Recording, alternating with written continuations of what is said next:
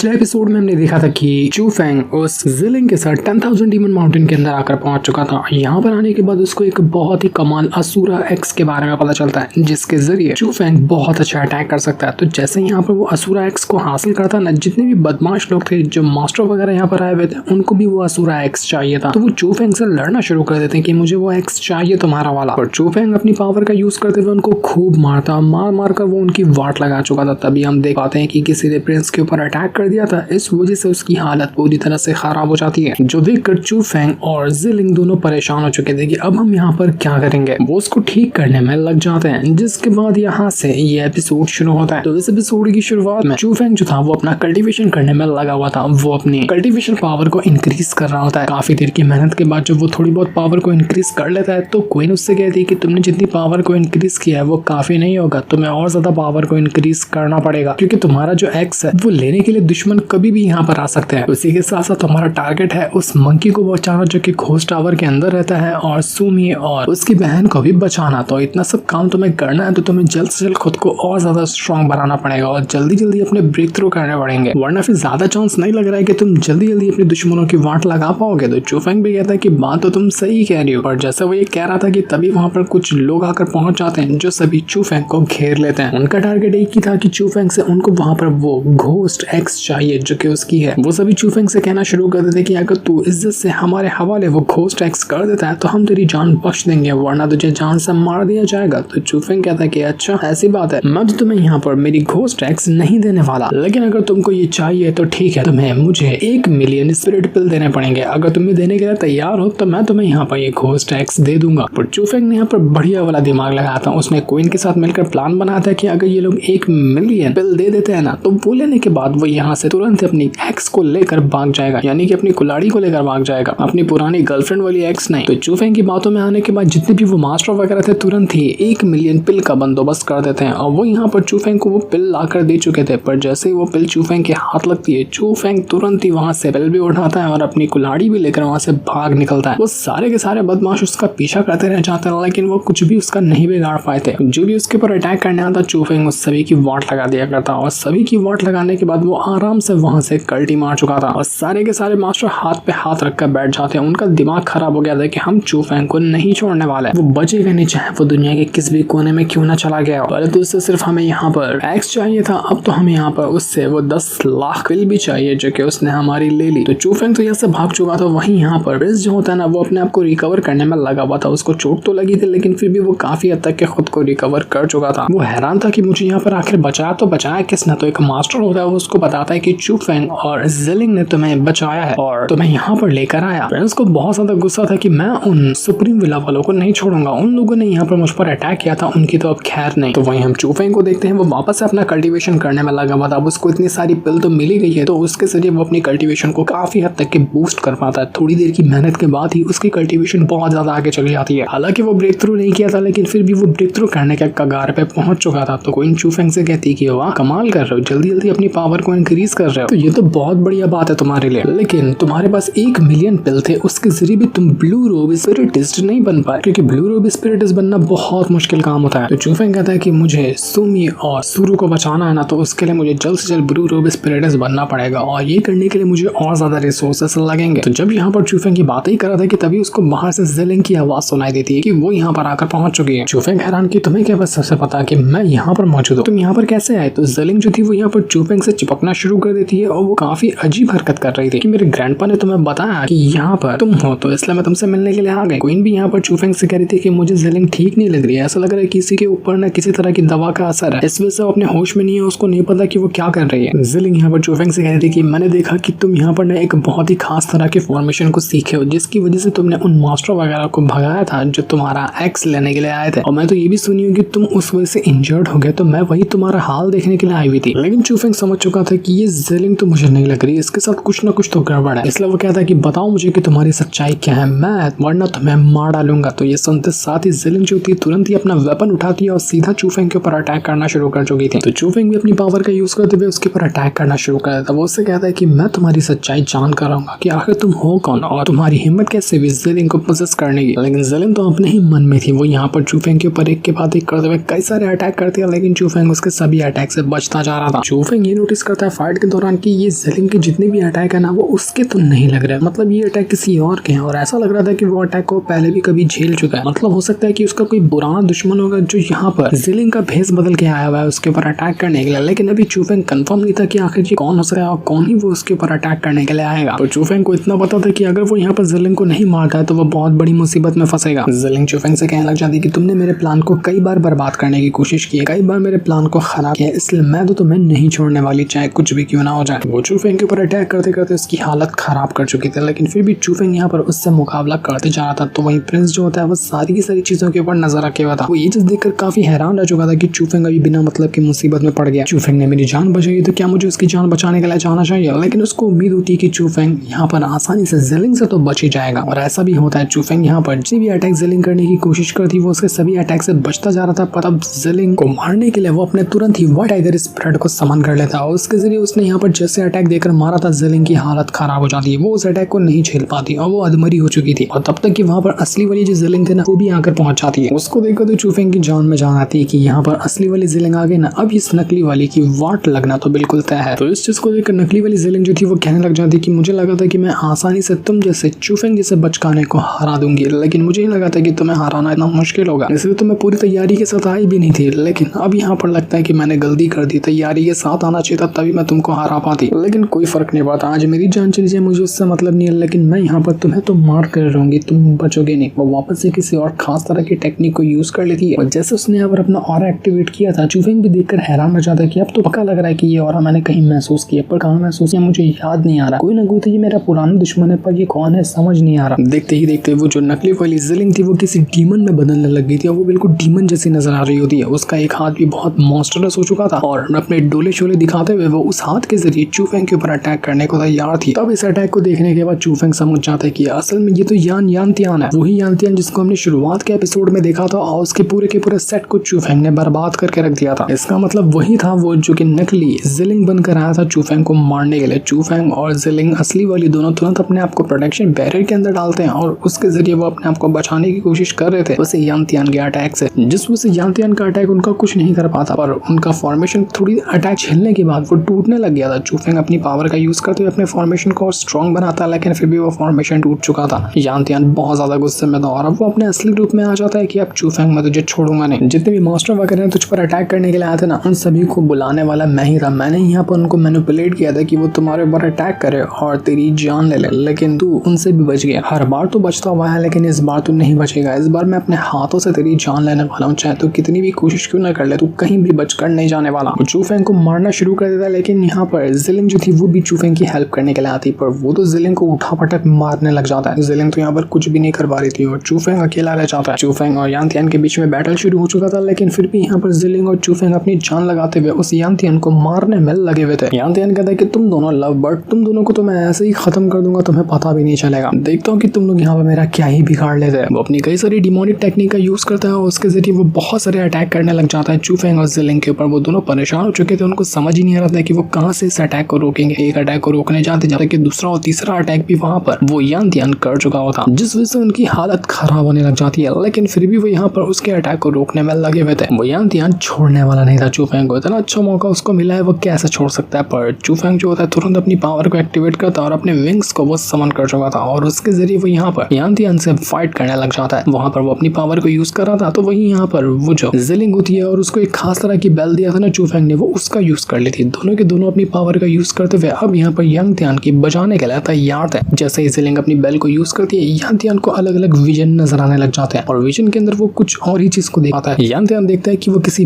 गुफा के अंदर आकर पहुंच चुका है और यहाँ पर उसके सेट के जितने भी पुराने डिसेबल वगैरह ना वो सब यहाँ पर मौजूद है और वो सब यहाँ पर मर रहे हैं क्योंकि उसका सेट तो वैसे भी बर्बाद हो गया था। तो यहाँ पर उसके सारे डिसेबल कह रहे थे कि यान तियान तूने ही यहाँ पर हमारे सेट को बर्बाद किया और हम सबकी जान लिए, हम सबकी मौत का जिम्मेदार ना अकेला तू ही है, तेरी वजह से हम सबको यहाँ पर मरना पड़ा, तो हम यहाँ पर अपनी मौत का बदला तुझसे ही लेने वाले हैं। उसको अजीब अजीब विजन आने लग गए थे और उसके जरिए वो यहाँ पर यान तियान को परेशान करने की कोशिश में लगे हुए थे। यान तियान भी कहता है कि मुझे उससे कोई फर्क नहीं पड़ता, मैंने जो यहाँ पर किया है हमेशा अपने फायदे के लिए किया, मुझे मेरे फायदे के अलावा कुछ भी नजर नहीं आता, तुम सब मर जाओ, मुझे इससे क्या ही फर्क पड़ता है। वो यहाँ पर जितने भी विजन के अंदर लोगों को देख पा रहा था ना वो उन सभी को मारना शुरू करता है कि मुझे तुम्हारी कोई जरूरत नहीं है। एक के बाद एक करते हुए वो सभी को मारने लग गया था, लेकिन जितना वो मारता सभी वापस से लौट कर आने लग जाते क्योंकि ये सारे इल्यूजन थे, तो इल्यूजन ऐसे कैसे खत्म होने वाला है। यहाँ पर कहने लग जाते कि देखो इस दुनिया के अंदर ना अच्छाई और बुराई नाम की कोई चीज नहीं होती है, चीज होती है तो सिर्फ पावर नाम की। जिसके पास पावर है वही सब कुछ कर सकता है, अच्छाई और बुराई का ढोंग रचाकर कोई मतलब नहीं। तो इसलिए तुम मुझसे उम्मीद मत लगाओ कि मैं यहाँ पर तुम्हारे लिए कुछ करूंगा। मेरा मकसद है 9 प्रोविंस के अंदर पूरी तरह से कब्जा करना, और ये करने के लिए मुझे मेरे सेट को बर्बाद करना पड़े या फिर कुछ भी चीज को दाव पर क्यों ना लगाना पड़े, मुझे उससे फर्क नहीं पड़ता, मुझे ये पूरी दुनिया चाहिए। लेकिन तभी वहाँ पर वो चुड़ैल आकर पहुंच जाती है जिसके साथ उसने मतलब यान ने साथ दिया था उसको, वो उसी के लिए काम करता था। चुड़ैल यहाँ पर आकर सीधा अपना डैगर घुसा देती है यान के अंदर, उससे कहती है कि यान तुमने मुझे डिसअपॉइंट किया, मैंने तुमसे ये उम्मीद नहीं लगाई थी, और मुझे डिसअपॉइंट करने का अंजाम तो तुम जानते ही हो। यहाँ पर जैसे ही वो यहाँ पर डैगर घुसाई थी ना, रियलिटी में हम देख पाते हैं कि असल में वो डैगर चू फेंग ने घुसा दिया था उसी यान के अंदर, जिस वजह से यान की हालत पूरी तरह से खराब थी और वो बुरी तरह से इंजर्ड हो जाता है। लेकिन तब तक उसने अपना इल्यूजन तोड़ दिया था, वो अपने इल्यूजन के अंदर से बाहर आ चुका था। और बाहर आने के बाद वो चू फेंग से कहना चाहता है कि चू फेंग तुम मरेगा, मैं तुझे छोड़ूंगा नहीं, चाहे कुछ भी क्यों ना हो जाए, आज मैं तेरी जान लेकर रहूंगा, तूने बहुत परेशान कर लिया मुझे और पूरी तरह से बर्बाद करके रखा है, अगर तू नहीं होता ना तो मैं इतना बर्बाद भी नहीं हुआ होता, तो आज मैं यहाँ पर तुझे मार कर अपना सारा का सारा बदला लूंगा। वो वापस से चू फेंग के ऊपर अटैक करने जा चुका था, लेकिन चू फेंग अब रुकने वाला नहीं था। वो अपना एकदम डीमन ट्रांसफॉर्मेशन यूज कर लेता है, जो कि उसी असुरा एक्स की वजह से आ रहा था। वो जब भी अपने असुरा एक्स की पावर को यूज करता है ना, वो उसका एक डीमन ट्रांसफॉर्मेशन हो जाता है, और उसके जरिए जब उसने यहाँ पर अटैक करने की कोशिश की तो यहाँ पर वाट लग गई थी उसे यान की। वो दूर जाकर फेंका जाता है, उसको समझ ही नहीं आ रहा था कि अभी उसके साथ हुआ क्या, और एक ही अटैक में लग रहा था कि यहाँ पर उसकी जान जा चुकी है। चू फेंग जल्दी से जिलिंग के पास जाता है क्योंकि उसकी भी हालत काफी खराब लग रही थी, वो उसको संभालने की कोशिश कर रहा था, लेकिन जिलिंग कहती है कि फिक्र मत करो मैं ठीक हूँ। तभी यान के पास से कुछ अजीब सा मास्क जैसी चीज बाहर निकल कर आती है, तो चू फेंग उससे कहने लग जाता है कि मैंने सुनकर रखा है ना, ये मास्क एक बहुत ही खास तरह का मास्क होता है, इसको यूज करने के बाद किसी का भी जो अपीयरेंस होता है ना वो चेंज हो जाता है, मतलब इंसान बदल सकता है अपने आप को, जिस तरह से इस यान ने खुद को बदला जिलिंग के अंदर। तो चू फेंग उस मास्क को अपने पास रख चुका था कि क्या पता आगे चलकर ये इसके काम आ जाए। तो इसके बाद हम यहाँ पर उसी चुड़ैल को देख पाते हैं जिसके लिए वो यान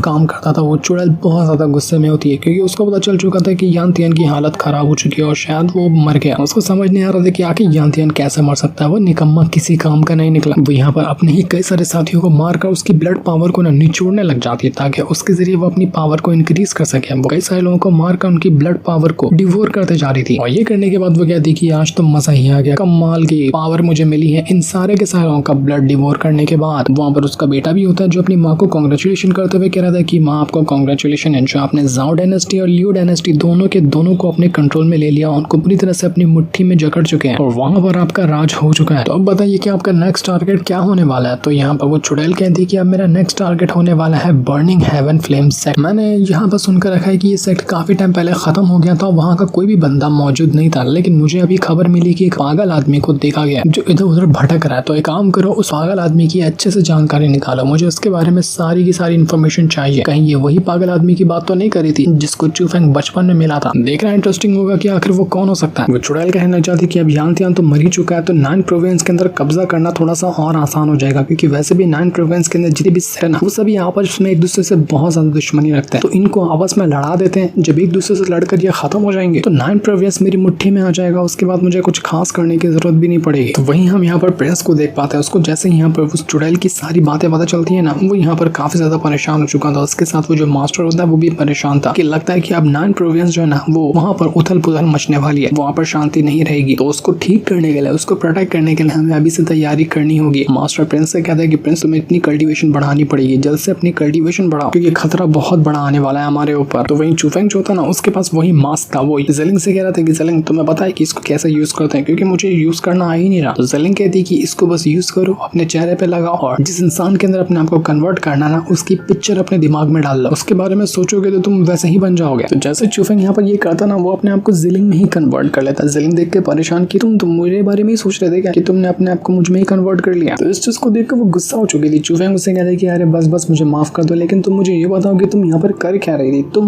मुझे ढूंढते हुए आई थी क्या? तुमने तो कहा था कि तुम तब तक मुझे नहीं मिलेगी जब तक कि तुम अपना ब्रेक थ्रू नहीं कर लेते, तो क्या तुमने अपना ब्रेक थ्रू कर लिया तब मुझसे मिलने के लिए आई हो? तो जिलिंग कहती कि हाँ ऐसा ही कुछ समझो, मैंने अपना ब्रेक थ्रू कर लिया और ब्रेक थ्रू करने के बाद मैं अकेले बोर हो रही थी कि मैं करूँ तो करूँ क्या, इसलिए मैं तुम्हें ढूंढते हुए यहाँ पर आ गया ताकि हम कुछ एडवेंचर भरे सफर पर जा सके और इससे मेरी जो बोरियत है वो थोड़ी सी कम हो जाएगी। जैसे वो आगे बढ़ी थी उसको वहाँ पर कई सारे बर्ड्स नजर आते हैं, कई सारी तितलियां थी, कई सारे परिंदे थे जो यहाँ पर आपस में एक दूसरे से थोड़ा सा क्लोज हो रहे थे। तो ये देख कर यहाँ पर जिलिंग थोड़ी सी शर्मा जाती है कि कहीं चू फेंग भी उसके साथ ऐसी कोई हरकत ना करते। तो चू फेंग बात कहता है कि बताओ अगर करना चाहती तो मैं करने के लिए तैयार हूँ। लेकिन जिलिंग कहती कि नहीं ऐसा नहीं करना। वो यहाँ पर उससे कहती कि तुम कभी ऐसा नहीं सोचते कि तुम एक ऑर्डिनरी इंसान की तरह रहो, मतलब नॉर्मल तरीके से अपनी जिंदगी गुजारो, ऐसा कितना अच्छा रहता ना कि नॉर्मल तरीके से लाइफ गुजरती जाए। तो चूफेंग कहता है कि नहीं मैं तो ऐसा नहीं सोचता, क्योंकि नॉर्मल इंसान कभी भी अपनी डेस्टिनी के ऊपर कंट्रोल नहीं रख सकता, उसको बस दूसरों के हिसाब से अपनी जिंदगी गुजारनी पड़ती है। लेकिन जो बंदा कल्टीवेशन के सफर पे निकलता है वो अपनी डेस्टिनी को कंट्रोल कर सकता है। मैं तो मार्शल असुरा गॉड बनना चाहता हूँ ताकि दुनिया का सबसे स्ट्रॉन्ग कल्टीवेटर बनकर दिखाऊं और फिर दिखाऊं दुनिया को कि जो भी मुझसे टकराएगा उसका अंजाम क्या होगा। तो जिस घोड़ा गाड़ी से ये लोग जा रहे थे ना, वो बंदा यहाँ पर चूफेंग से कहना चाहता है कि तुम्हें पता है मैंने सुनकर रखा है कि एक मार्शल गॉड असुरा सेट है, वहां पर कुछ तो बहुत बड़ा हुआ है। कुछ स्वॉर्ड वैली के लोग हैं, उन लोगों ने उस जगह को पूरी तरह से खोद दिया और वहां से कुछ सामान वगैरह चुराने की कोशिश कर रहे हैं वो लोग। तो ये देखकर चूफेंग एकदम परेशान हो जाता है, क्योंकि उसका जो सेक्ट है किंग लॉन्ग सेक्ट, उसका इंग्लिश में नाम असुरा सेक्ट ही आता है। तो चूफेंग ये देखकर समझ चुका था कि उसके सेक्ट को ही पूरी तरह से बर्बाद कर दिया गया और एंसेस्ट्रल टूम वगैरह जो थे वो सब चीज को डिस्ट्रॉय करके रख दिया गया उस स्वॉर्ड्स वैली वालों की तरफ से। तो ये देखकर चूफेंग एकदम ज्यादा गुस्सा हो जाता है कि नहीं मैं नहीं छोड़ूंगा, जिसने भी ये हरकत की है, जिसने भी मेरे एंसेस्टर वगैरह को डिसरिस्पेक्ट करने की कोशिश की है, उनकी कब्रें वगैरह खोद कर मैं उनको नहीं छोड़ने वाला। ये काम उसी स्वॉर्ड सेक्ट वालों का है जिन लोगों ने पहले भी मुझसे मेरा ये एक्स छीनने की कोशिश की थी। तो स्वॉर्ड सेक्ट वालों अब बच कर रहना, मैं आ रहा हूँ तुम्हारे पास और एक एक को चुन चुन कर मार डालूंगा। चूफेंग तो यहाँ पर बहुत ज्यादा गुस्से में आ चुका था, लग रहा नहीं था कि अब वो यहाँ पर किसी को छोड़ने वाला है। वो कहता है कि मरोगे तुम लोग, जिसने भी यहाँ पर ये हरकत की है ना, मैं उस इंसान को उसी तरह से मारूंगा जिस तरह से उसने यहाँ पर मेरे एंसेस्टर की डिसरिस्पेक्ट की है। जान के बदले में जान लेने वाला हूँ। स्वॉर्ड सेक्ट वाले भी बहुत ज्यादा गुस्से में थे, वो लोग भी यहाँ पर चूफेंग को नहीं छोड़ने वाले, क्योंकि उनकी भी पूरी तरह से वाट लगा के रखी थी चूफेंग ने। तो स्वॉर्ड सेक्ट का मास्टर अभी पूरी तरह से तैयार हो चुका था और अपनी आर्मी को लेकर वो चूफेंग की तरफ ही बढ़ रहा था कि मैं अब देखता हूँ चूफेंग को कि वो क्या कर सकता है। पिछली बार तो वो मेरे हाथों से बचकर निकल गया था, लेकिन इस बार नहीं, इस बार मैं चूफेंग की जान लेकर ही रहूंगा, चाहे कुछ भी क्यों ना हो जाए। अब यहाँ पर चूफेंग और स्वॉर्ड सेक्ट का कमाल का बैटल होने वाला है, लेकिन उसमें कौन जीतेगा? क्या चूफेंग अपने आप को बचा पाएगा और स्वॉर्ड सेक्ट वालों की वाट लगा पाएगा? वो तो हमें नेक्स्ट एपिसोड में ही पता चलने वाला है, जिस सीन को दिखाते साथ ही ये वाला एपिसोड यहीं पर एंड हो जाता है। Thanks for watching.